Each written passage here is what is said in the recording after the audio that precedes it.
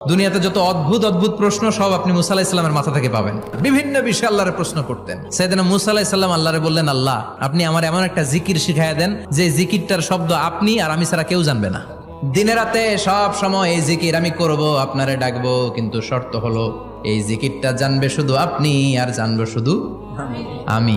আল্লাহ বললেন, মুসা পড়ো লা ইলাহা ইল্লাল্লাহ।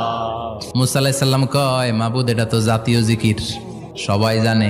আমি তো চাইছি এক্সেলেন্ট একটা জিকির, কারো কাছে নাই, শুধু আমি জানবো আর আমি পড়বো।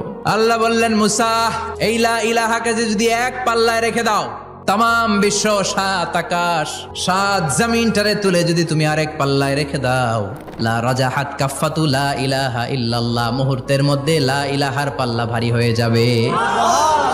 ও মুসা, তুমি যতই এক্সক্লুসিভ জিকির চাও, লা ইলাহার চেয়ে দামি জিকির আমার কাছে না।